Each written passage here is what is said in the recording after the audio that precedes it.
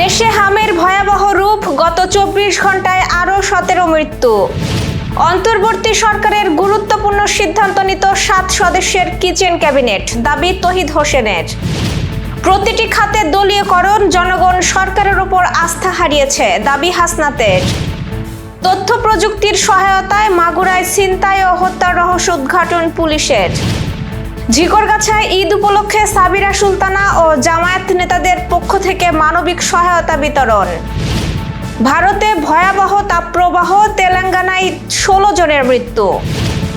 BCB নির্বাচনে 8 পরিচালক বিনা প্রতিদ্বন্দ্বিতায় নির্বাচিত। দর্শক, আমাদের রাতের আয়োজনে আপনাদের সাথে আছি আমি স্বপ্না দেবনাথ। শুনছিলেন প্রধান শিরোনাম। এছাড়াও রয়েছে অন্যান্য বিভিন্ন গুরুত্বপূর্ণ খবর। বিস্তারিততে যাওয়ার আগে আপডেট খবর পেতে গ্রামীণ কাগজের ইউটিউব চ্যানেল সাবস্ক্রাইব এবং ফেসবুক পেজ ফলো করে রাখুন।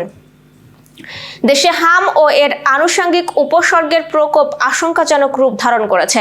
মহামারী আকারে ধারণ করা এই রোগে আক্রান্ত হয়ে গতকাল সকাল 8টা থেকে আজ সকাল 8টা পর্যন্ত 24 ঘন্টায় সারা দেশে আরও 17 জনের মৃত্যু হয়েছে। সেই সঙ্গে এই সময়ে আরও 1224 জনের দেহে হাম ও এর উপসর্গ পাওয়া গেছে। আজ স্বাস্থ্য অধিদপ্তরের হাম বিষয়ক নিয়মিত প্রতিবেদনে এই তথ্য জানানো হয়েছে। স্বাস্থ্য অধিদপ্তর জানায়, হাম এবং হামের উপসর্গ নিয়ে এখন পর্যন্ত সারা দেশে 545 শিশুর মৃত্যু হয়েছে। এর মধ্যে নিশ্চিতভাবে হামে মৃত্যু হয়েছে 87 শিশুর, আর হামের উপসর্গ নিয়ে মারা গেছে 458 শিশু। একই সময়ে নিশ্চিতভাবে হামে আক্রান্ত হয়েছে 8719 শিশু, আর হামের উপসর্গ নিয়ে হাসপাতালে এসেছে 64,940 শিশু। আক্রান্ত ও মৃত্যুর সংখ্যা ঢাকা বিভাগে সবচেয়ে বেশি। চিকিৎসকদের মতে, হাম একটি অত্যন্ত ছোঁয়াচে রোগ। সঠিক সময়ে টিকা না নেওয়া এবং সচেতনতার অভাবে এই রোগের সংক্রমণ দ্রুত ছড়াচ্ছে। হঠাৎ তীব্র জ্বর, শরীরে লালচে র্যাশ বা দানা দানা ওঠা, কাশির মতো উপসর্গ দেখা দিলে অবহেলা না করে দ্রুত নিকটস্থ হাসপাতালে যোগাযোগ করার পরামর্শ দিয়েছেন বিশেষজ্ঞরা। পরিস্থিতি নিয়ন্ত্রণে স্বাস্থ্য অধিদপ্তর থেকে ইতোমধ্যেই টিকাদান জোরদার এবং আক্রান্ত এলাকাগুলোতে বিশেষ নজরদারির ব্যবস্থা করা হচ্ছে। একই সাথে শিশুদের সুরক্ষায় অভিভাবকদের আরও সতর্ক হওয়ার আহ্বান জানিয়েছে স্বাস্থ্য বিভাগ। অন্তর্বর্তী সরকারের গুরুত্বপূর্ণ সিদ্ধান্ত নিত 7 সদস্যের একটি কিচেন ক্যাবিনেট, এমন বিস্ফোরক দাবি করেছেন সাবেক উপদেষ্টা তৌহিদ হোসেন। তিনি জানান, প্রতি মঙ্গলবার নিয়মিত বৈঠক করত এই গ্রুপ এবং সরকারের বিভিন্ন সিদ্ধান্তে তাদের প্রভাব ছিল। তৌহিদ হোসেন বলেন, তার নিজের মন্ত্রণালয়েও একাধিক উপদেষ্টার প্রভাব থাকায় তিনি 3 বার পদত্যাগের সিদ্ধান্ত নিয়েছিলেন। তবে সরকারের জন্য তা অস্বস্তিকর হবে জানিয়ে তাকে দায়িত্বে থাকার অনুরোধ করা হয়। তিনি আরও দাবি করেন, জুলাই গণঅভ্যুত্থানের পেছনেও ডিপ স্টেট সক্রিয় ছিল। তার ভাষায়, ডিপ স্টেট সবসময়ই পরিস্থিতির সঙ্গে যুক্ত হয় এবং পরে সেটিকে নিজেদের মতো করে প্রভাবিত করার চেষ্টা করে। ভোটের মাত্র 3 দিন আগে যুক্তরাষ্ট্রের সঙ্গে হওয়া বাণিজ্য চুক্তি নিয়েও প্রশ্ন তোলেন সাবেক এই পররাষ্ট্র উপদেষ্টা। তিনি জানান, ওই চুক্তিতে পররাষ্ট্র মন্ত্রণালয়ের কোনো সম্পৃক্ততা ছিল না। বিষয়টি দেখেছে বাণিজ্য মন্ত্রণালয় ও জাতীয় নিরাপত্তা উপদেষ্টা। এছাড়া নিষিদ্ধ আওয়ামী লীগ ভবিষ্যতে আবারও রাজনীতিতে ফিরবে বলেও মন্তব্য করেন তৌহিদ হোসেন। তার মতে, দেশের মানুষের রাজনৈতিক স্মৃতি দীর্ঘস্থায়ী নয় এবং আগামী নির্বাচনে এই দলটি অংশ নিতে পারে। যশোর সহ আঞ্চলিক সংবাদ।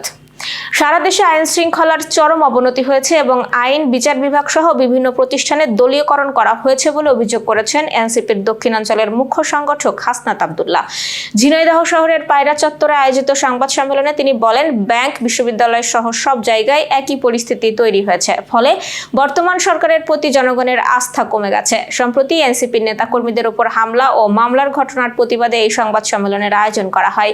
বক্তারা পুলিশের পক্ষপাতমূলক আচরণ ও নেতাকর্মীদের হয়রানির অভিযোগও তোলেন। হাসনাত আব্দুল্লাহ আরও বলেন, ঈদকে সামনে রেখে বাস ভাড়া বাড়িয়ে অতিরিক্ত অর্থ আদায় করা হচ্ছে। পাশাপাশি পুলিশ আবারও সরকার দলীয় প্রভাবের অধীনে কাজ করছে বলেও অভিযোগ করেন তিনি। যশোরের ঝিকরগাছায় পবিত্র ঈদুল আজহা উপলক্ষে দুস্থ ও অসহায় মানুষের মাঝে মানবিক সহায়তার নগদ অর্থ বিতরণ করা হয়েছে।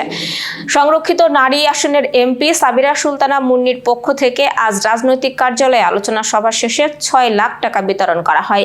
এতে বিএনপির স্থানীয় নেতারা উপস্থিত ছিলেন।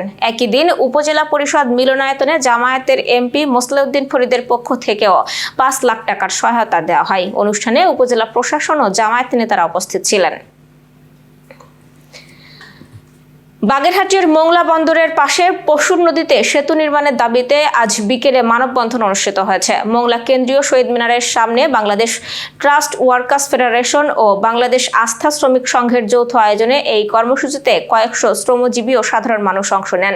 বক্তারা বলেন, সেতুর অভাবে মানুষকে ঝুঁকি নিয়ে নদী পার হতে হচ্ছে, এতে জনদুর্ভোগ ও অর্থনৈতিক ক্ষতি বাড়ছে। দ্রুত সেতু নির্মাণে সরকারের হস্তক্ষেপ দাবি করেন তারা। মাগুরায় 19 লাখ টাকার ভোজ্য তেল ভর্তি ট্রাক ছিনতাই ও চালক হত্যার রহস্য উদ্ঘাটন করেছে পুলিশ। তথ্য প্রযুক্তি ও গোয়েন্দা তৎপরতায় মাগুরা ও ফরিদপুরের বিভিন্ন এলাকায় অভিযান চালিয়ে 4 জনকে গ্রেপ্তার করা হয়। তাদের কাছ থেকে 45.5 ব্যারেল তেল, 7টি খালি ব্যারেল ও 3,07,700 টাকা উদ্ধার করা হয়েছে। ট্রাক চালক আব্দুর রহমানের অর্ধগলিত লাশ ঝিনাইদহের কালীগঞ্জে উদ্ধার হয় কিছুদিন আগে। পুলিশ জানিয়েছে এটি একটি সংঘবদ্ধ চক্রের কাজ। বাগেরহাটের মোরেলগঞ্জে বাংলাদেশ উদীচী শিল্পী গোষ্ঠীর উদ্যোগে স্বেচ্ছায় রক্তদান কর্মসূচি অনুষ্ঠিত হয়েছে। আজ মোরেলগঞ্জ মেডিকেয়ার হাসপাতালে আয়োজিত এই কর্মসূচির উদ্বোধন করেন সংগঠনের উপজেলা সভাপতি শিক্ষক বিভূতিভূষণ পোদ্দার। অনুষ্ঠানে বক্তারা মানব সেবায় রক্তদানের গুরুত্ব তুলে ধরেন। উদীচী নেতারা বলেন, সংগঠনটি সাংস্কৃতিক কর্মকাণ্ডের পাশাপাশি মানবিক সেবামূলক কাজেও ভূমিকা রাখছে। আন্তর্জাতিক সংবাদ। ভয়াবহ তাপপ্রবাহে পুড়ছে ভারত। দেশটির দক্ষিণাঞ্চলীয় রাজ্য তেলেঙ্গানায় গত কয়েকদিনে গরমে মারা গেছেন অন্তত 16 জন। রাজ্য প্রশাসন জানিয়েছে, তেলেঙ্গানার 33 জেলার মধ্যে 16 জেলাই তাপপ্রবাহের কবলে পড়েছে। কোথাও কোথাও তাপমাত্রা 46 ডিগ্রি সেলসিয়াস ছাড়িয়ে গেছে। সবচেয়ে বেশি তাপমাত্রা রেকর্ড করা হয়েছে শিরপুর এলাকার 46.5 ডিগ্রি সেলসিয়াস। মৃতদের পরিবারের জন্য 4 লাখ রুপি করে ক্ষতিপূরণ ঘোষণা করেছে রাজ্য সরকার। আবহাওয়া বিভাগ বলছে, আগামী কয়েকদিনও পরিস্থিতির উন্নতির সম্ভাবনা নেই। শুধু তেলেঙ্গানায় নয়, দিল্লির উত্তরপ্রদেশ, পাঞ্জাব, রাজস্থান সহ ভারতের বিস্তীর্ণ অঞ্চল এখন তীব্র তাপপ্রবাহের মধ্যে রয়েছে। Renaissance hospital and diagnostic centre. রেনেসাতেই মিলছে কম খরচে উন্নত সেবা। তাই নিশ্চিন্তে আমাদের সেবা নিন, সুস্থ থাকুন। Renaissance hospital and diagnostic centre, সদর হাসপাতাল মোড়, দরাটানা, যশোর। দর্শক, শেষ করব খেলার সংবাদ দিয়ে।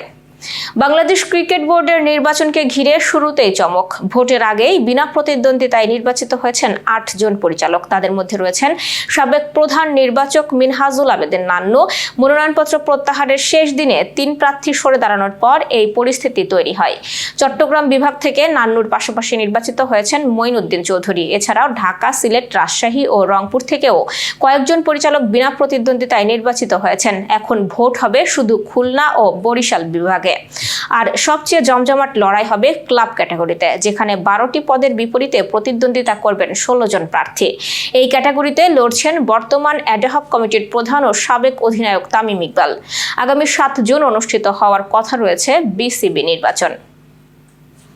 এই ছিল আজকে রাতের আয়োজন। এরপর সকালের খবর দেখার আমন্ত্রণ জানাচ্ছি। বিদ্যুৎ ব্যবহারে সাশ্রয়ী হন এবং সেই সাথে সচেতন হন পানির অপচয় রোধে এবং হাম ও মশাবাহিত রোগ সম্পর্কে। শুভরাত্রি।